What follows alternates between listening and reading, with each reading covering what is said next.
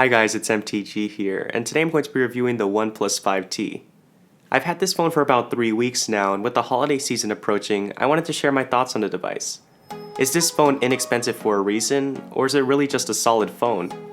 Hopefully this video will help you answer those questions and help you decide if this phone is the one for you. Let's get right into it.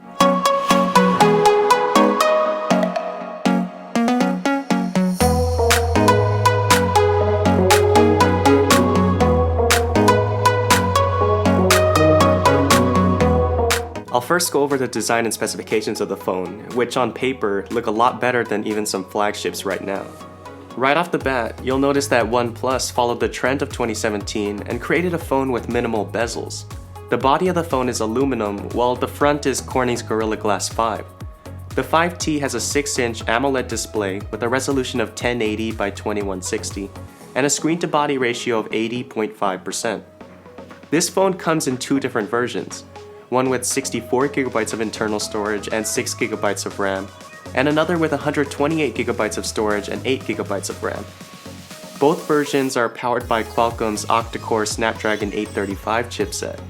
Despite the high-end specifications, the OnePlus 5T starts at just $499, and the 8GB of RAM and 128GB storage option is just $559. With Apple charging $1,000 for their latest flagship, the OnePlus 5T literally starts at half the price of one of its biggest competitors. Powering the phone is a 3300 mAh battery that will last you all day even on heavy usage days. You can even forget to plug it in at night, and because it charges so quickly, you can get it almost full charge again before you have to head out for the day. This gets me into my next point about feeling appreciated by the company you're buying your product from. Some companies, and you all know which company I'm talking about, will charge you for accessories that should come in the box like fast charging adapters and cables. OnePlus includes the fastest wall adapter and cable available in the box.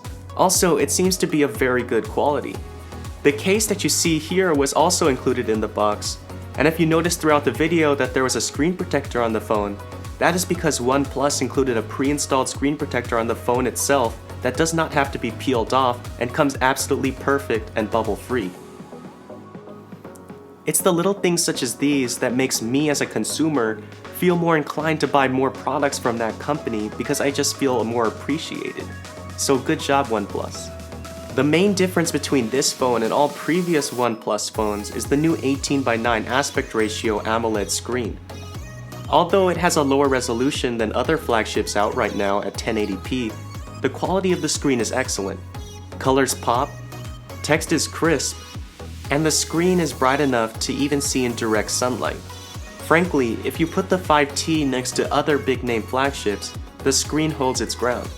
If you're holding your phone at a reasonable distance to your face, it will be really difficult to distinguish between this 1080p panel to other 1440p panels. While using this phone for the past couple of weeks, I've grown to really love some subtle features that OnePlus has added to their latest flagship. The phone has an alert slider on its left side that allows you to toggle between its normal settings, whatever you set for Do Not Disturb, and silent.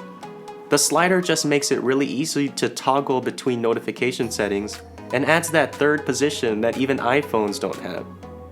In terms of cool software features, one that stood out to me was the inclusion of gestures. You can set various gestures to do different tasks from your lock screen. For example, you can draw an O and open the camera app, or draw a V to turn on and off the flashlight. You'll be able to use gestures to do other tasks and open any app on your phone. When looking at the OnePlus 5T's overall software experience, Android purists will be happy to see that OnePlus's Oxygen OS skin keeps the experience almost stock. This phone ships with Android Nougat, which also means that it has Google Assistant. The phone may not initially open up some apps as fast as the Pixel 2 XL, but the 8GB of RAM means that you can keep a lot more apps open and ready to use throughout the day. The user experience is very fluid and snappy. With this phone, stuttering and lag will not be a problem. The phone has a single down-firing speaker that does actually get a lot louder than I expected. And yes, you can rest assured that even though it's 2017, this phone comes with a headphone jack. As I've said in previous videos, there is still a level of ease plugging in a pair of wired headphones that don't require a charge.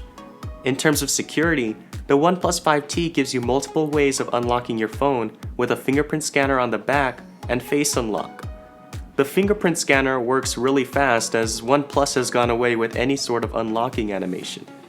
You just go right into your home screen. The face unlock on the phone only uses the front camera, so it's not as secure and doesn't work when it's dark or when there's a lot of light behind your face. But in all other scenarios, this is the fastest facial recognition I have ever seen.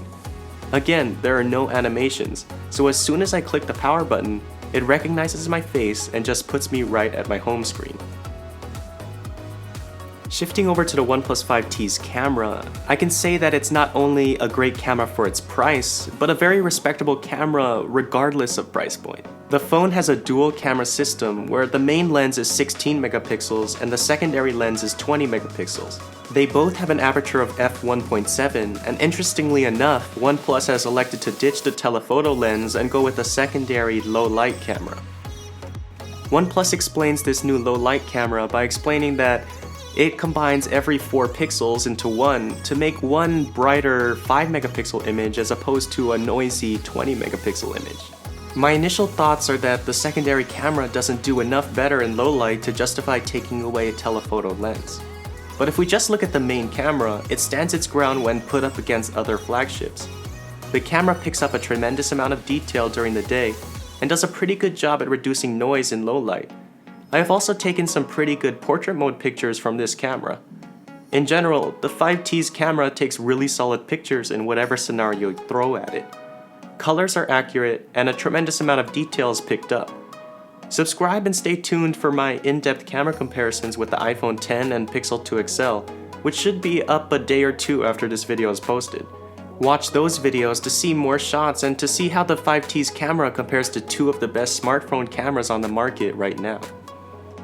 There are things that I consider as drawbacks of owning this phone, but keep in mind that none of these things made me think, oh, that's why it's only $500. They're just things that I wanted to address. This phone doesn't have some features that have been on other flagships this year, such as expandable storage, wireless charging, and water resistance.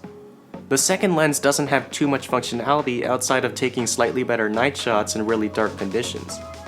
The lack of any sort of front-firing speakers makes it easy for you to cover the phone's speaker as you hold it in a natural position. There's this minor issue that I have that the power button is too easily pressed. It's odd, but I have accidentally turned on the screen more times than I have accidentally squeezed the Pixel 2 XL. Another drawback has to do with service. You won't be able to walk into your local electronics store or carrier store to buy this phone. Everything goes through OnePlus, and any repairs or problems that you have with it will also go through OnePlus's website. Repairs won't be as simple as walking into an Apple store or visiting your carrier or Best Buy. Also, other big-name phone manufacturers have built a reputation of creating phones that are not only functional after more than 2 years, but are still doing well. With OnePlus, I don't know if I've seen enough from them to say that these phones will stand the test of time, but by all means, they definitely could. After using this phone for about 3 weeks now, I want to give props to OnePlus for not only making a phone that's considered one of the best budget options right now, but for making a phone that is a real option for someone who likes a near-stock Android experience and a great phone. It's really a great thing to have a phone that's functional and well-built at a price that is so relatively low. The OnePlus 5T shows that great phones can still be made without insane price tags. The OnePlus 5T is not a great phone for its price, it's a great phone, period.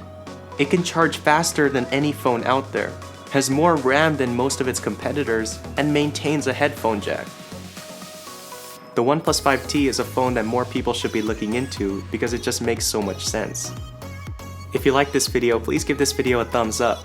I'm working on a ton of new content right now, so make sure to click the logo down below to subscribe and have the notification bell clicked to stay up to date on my latest videos. Check the descriptions for links to my social media accounts, and as always, thanks for watching, and I'll see you in the next video.